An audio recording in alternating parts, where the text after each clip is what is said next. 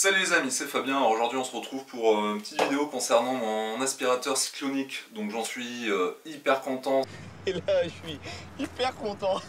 Ça fait plusieurs mois que j'utilise, ça marche super bien sur la CNC, la scie anglais, la scie sous table, la perceuse, la ponceuse, c'est franchement top. L'idée c'est que il est sous l'établi de la CNC qui est juste là. Et c'est pas hyper pratique d'accès, donc on va essayer de récupérer les roues de l'aspirateur. Donc là que j'ai sorti les roues de l'aspirateur, je vais essayer de les placer sous le chariot. L'idée voilà, ça va être de pouvoir le tirer de cet emplacement plus facilement que de venir tirer ça, puis ensuite l'aspirateur, que j'ai enlevé les roulettes donc il ne roule plus. Voilà, c'est un peu pas pratique en fait. On va essayer de remédier à ça. J'ai des petites chutes de bois comme d'hab, contreplaquées. On va essayer de cintrer un petit peu du bois pour épouser les formes du cubi et de l'aspirateur derrière. Donc c'est parti pour des découpes, on va voir ce que ça donne.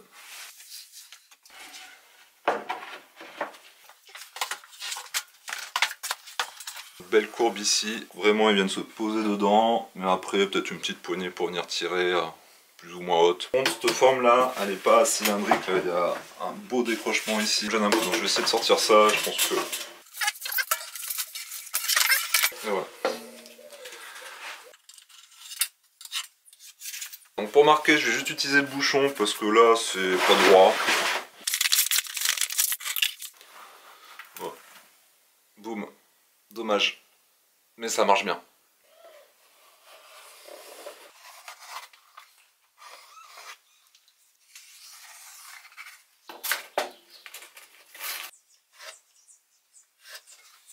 Maintenant je vais venir faire des entailles tous les centimètres pour pouvoir cintrer mon bois depuis là.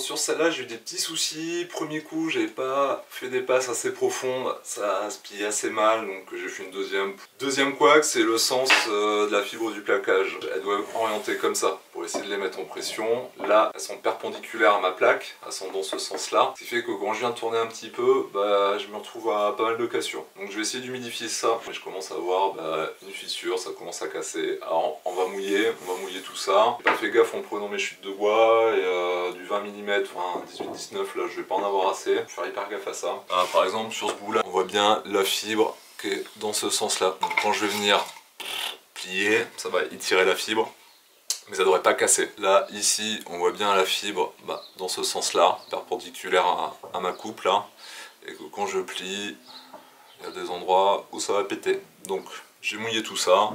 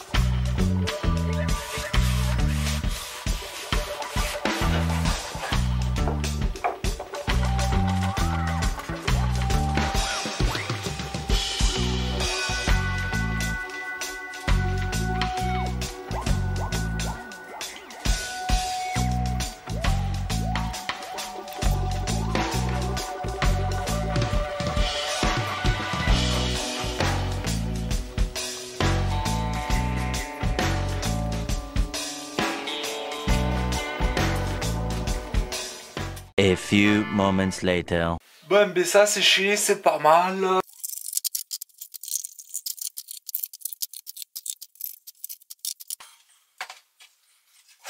Bon mais ça me plaît bien, on est sur quelque chose de pas mal, donc il me reste tout ça à venir découper, donc je vais mettre sur assis sur table et enlever maximum.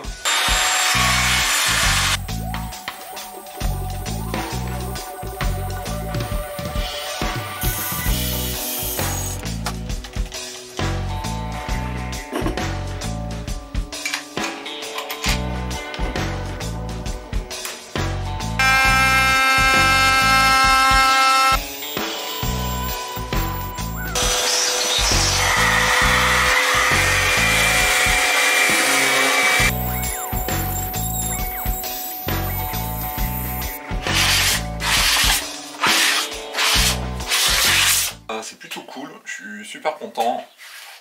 Je dirais même, je suis hyper content. Et non, c'est top. Mais avant de mettre les wallets, réfléchir, je vais me faire un petit bras comme je montrais juste avant. Donc là, j'ai la chute d'un des côtés qui est là. J'hésitais à venir le visser en rigide devant ici, pour ça que j'avais laissé ce petit méplat là pendant que j'ai fait l'affleurement ici. Le problème c'est que ça ne fit pas forcément super bien, ça aurait été stable, solide, vissé un peu de part en part, mais ça faisait un truc qui était rigide. Dans mes vieilleries, j'ai trouvé cette charnière, elle a l'air pas mal à venir fixer là, et ensuite me reprendre là. C'est sous l'établi comme je dis, ça se verra pas forcément, par contre des fois on a de la chance, la largeur ici elle est pile poil. Et ça j'aime bien, j'aime comme ça se passe comme ça. J'adore quand un plan se déroule sans accroc. Donc il faut le dire, hein, parce qu'on a que des galères souvent, là, pas de galère.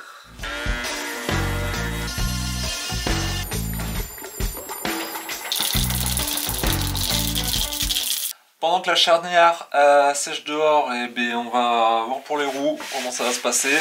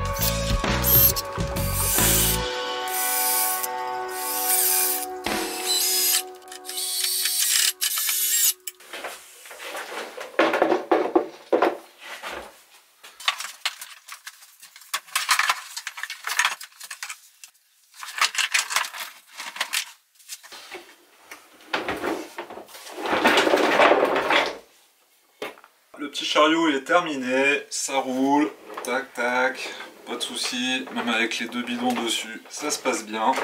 Donc ma petite poignée, tac, qui va me permettre de venir un petit peu le déplacer une fois posé au sol. Écoutez, ça rentre bien, c'est top, ça marche bien, c'est un peu poussiéreux, hein, c'est l'aspi de l'atelier, c'est normal. Les courbes, j'en suis très content, je vais pas les finir, je vais laisser les espaces. Je vais pas gaspiller de la pâte à bois pour un truc qui sera caché sous l'établi. Donc là, les petites ouvertures, comme vous avez vu, je les laisse, j'y ferai rien, je le vernis pas, je le laisse comme ça. Ça fera bien le job. Donc ça permettra de le glisser, le sortir. Si je veux aller dehors, tac, je le prends. En mode charrette, ramassage d'automate, je vais pouvoir un petit peu le trimballer derrière moi si j'ai besoin de faire des découpes dehors et pas mettre des cocos partout. Donc c'est cool. Ici, en fait, je me suis fait des embouts en tuyau de PVC, évacuation d'eau en diamètre 40. Donc là, j'ai la partie mâle. Je suis venu mettre un femelle en 40 mm. Donc je viens clipser. Hop, ma CNC est connectée. Je viens d'éclipser. Je récupère le tuyau. Hop, tac. De la scie sous table. Pareil pour la scie anglais. Bam, j'ai ma petite sortie. Ça me fait une rallonge aussi. Je vais me faire un petit système pareil pour la perceuse. Pour la ponceuse, je connecte celui-là. Et là, j'ai 2-3 mètres avec ce grand tuyau là que je viens connecter par la suite à ma ponceuse pour venir. Donc on est sur une centrale d'aspiration semi-automatique. Hein. Il y a toujours une petite intervention manuelle, mais le côté sélecteur avec des Y, plein de Y les uns à la suite des autres et des trappes pour fermer, j'aurai des pertes d'aspiration. Là au moins, je vais me connecter sur ma machine. J'ai mon petit bouton toujours caché, caché à ce niveau-là, ici, qui me permet...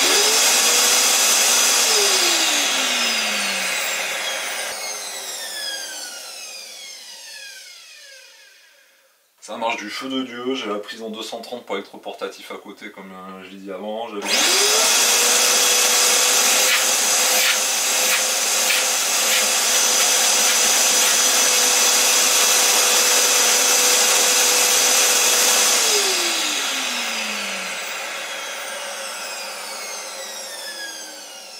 projet est terminé. Si c'est la première fois que tu passes par là, n'hésite pas à lâcher un petit pouce bleu et puis pourquoi pas venir t'abonner, ça me fera plaisir, ça permettra à la chaîne de progresser, de monter dans les stats et ça c'est cool. Petit bilan vite fait, hein, histoire d'en profiter, je vous ferai pas des vidéos dessus, donc vous avez une vidéo qui traîne sur la réalisation de cet aspirateur cyclonique avec le cyclone, le bidon et l'aspirateur, donc là c'est un Karcher, aspirateur de chantier. Avec un filtre nettoyable à la main, on vient tapoter le filtre, les poussières descendent, ça je le fais à peu près une fois par mois, je le fais pas tous les jours.